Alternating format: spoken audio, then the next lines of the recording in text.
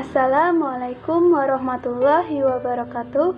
Perkenalkan, nama saya Dwi Afridatul Fatra dari kelas PGNI 2 Angkatan 2019, Program Studi Pendidikan Guru Madrasah Ibtidaiyah, Fakultas Ilmu Tarbiyah dan Keguruan, Universitas Islam Negeri Raden Fata Palembang.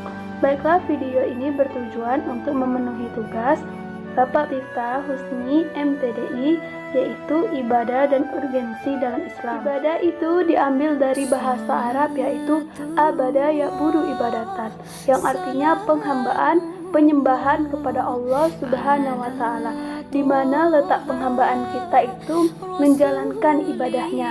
Ibadah ialah sebutan dari mencakup seluruh apa yang dicintai dan diridhoi oleh Allah Subhanahu wa Ta'ala, baik perkataan, ucapan, perbuatan yang zahir maupun yang batin. Itu semua adalah definisi ibadah yang paling itu terbagi menjadi ibadah hati, lisan, dan anggota badan. Raja artinya mengharap, mahabbah artinya cinta, tawakal artinya ketergantungan, raghbah artinya senang, rahabah artinya takut, dan qalbiyah artinya berkaitan dengan hati. Sedangkan zakat, haji, puasa, sholat, ijtihad adalah ibadah badaniyah qalbiyah, artinya fisik dan hati. Selain itu juga ada dalil yang mendasari tentang ibadah yang sudah disampaikan dalam surat Az-Zariyat ayat 56, yaitu Bismillahirrahmanirrahim, wa ma khalaqtul jinna wal insana illa liya'budun. Artinya, tidak aku jadikan jin dan manusia kecuali untuk ibadah ini, untuk beribadah kepada Allah Subhanahu wa Ta'ala. Tentang ibadah dibagi menjadi dua macam, yaitu yang pertama ibadah mahdo dan kedua ibadah ghairah mahdo. Yang pertama ibadah mahdo. Ibadah mahdo adalah ibadah yang sudah ditentukan cara mengerjakannya, bagaimana melaksanakannya, kapan mengerjakannya. Jadi waktu melaksanakannya sudah ditentukan dan tata cara mengerjakannya sudah diajarkan. Contohnya seperti sholat, zakat, puasa, haji, semua itu sudah ditentukan jadwalnya, kapan mengerjakannya, dan bagaimana menentukan. Semua itu sudah diajarkan dalam ibadah mahdo, yaitu ibadah ghairah mahdo. Ibadah ghairah mahdo adalah ibadah yang tidak ditentukan cara mengerjakannya, kapan menjalankannya. Ibadah mahdo kapanpun boleh dan bagaimana caranya pun boleh. Contohnya seperti membaca Al-Quran. Kita boleh membaca Al-Quran dimanapun dan kapanpun, mengisi waktu luang sepertinya. Cara membaca Al-Quran pun tidak ditentukan, boleh pelan, keras, kuat, lembut.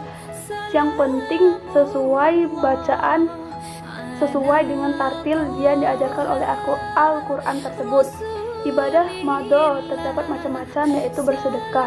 Bersedekah tidak ditentukan banyak sedikitnya, yang penting kita bersedekah sesuai kebutuhan kita, sesuai kebutuhan yang kita kasih, yang kita disedekahkan.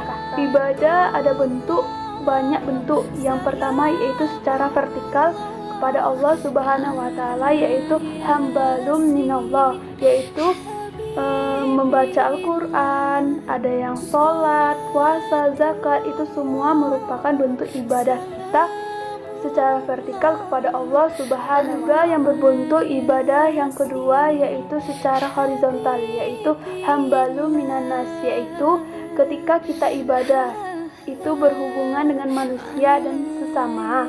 Contohnya seperti bagaimana cara memuliakan tamu, bagaimana cara memuliakan tangga, bertutur sapa jika bertemu dengan orang, berkomunikasi dengan baik. Itu semua adalah bentuk ibadah horizontal kepada Allah Subhanahu wa Ta'ala. Kemudian berkenaan dengan hal-hal beribadah, ini pertanyaan, bagaimana ibadah itu diterima oleh Allah Subhanahu wa Ta'ala? Tentunya ibadah itu sesuai dengan ketentuan yang diajarkan oleh ajaran Islam. Ada yang batin, yang berkenaan dengan niat, dan yang pertama yaitu zahir, sesuai dengan zahirnya, yaitu syarat dan rukunnya. Yang kedua yaitu sesuai dengan batin. Yang batin itu maksudnya tuh niat, bagaimana dalam hadis Rasulullah SAW, dalam hadisnya yaitu innama a'mal budunia, kita akan mendapatkan sesuai apa yang kita niatkan. Artinya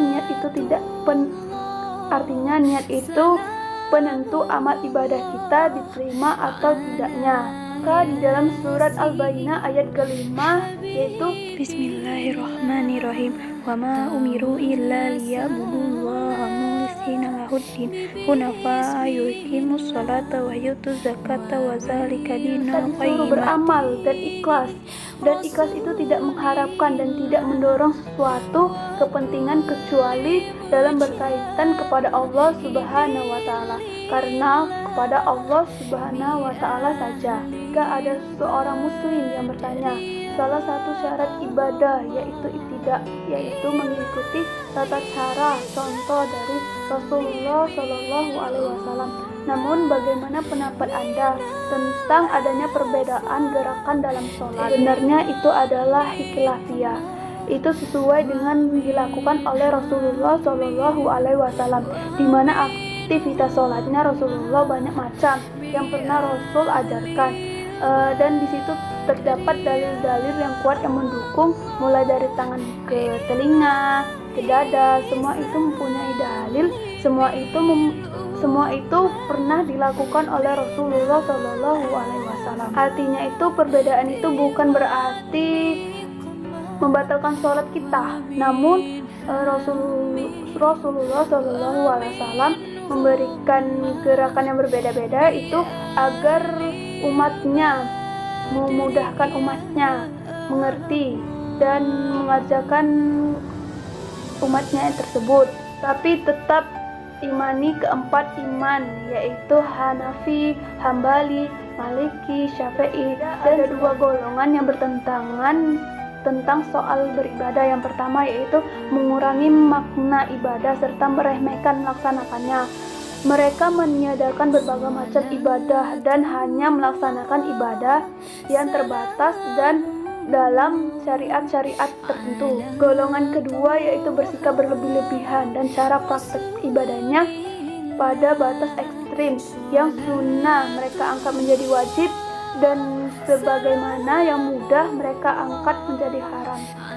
Baiklah, itulah penjelasan tentang ibadah dan urgensi Islam menurut para tokoh, menurut para guru menurut saya. Jadi ibadah itu sangat penting. Saya akhiri. Wassalamualaikum warahmatullahi wabarakatuh.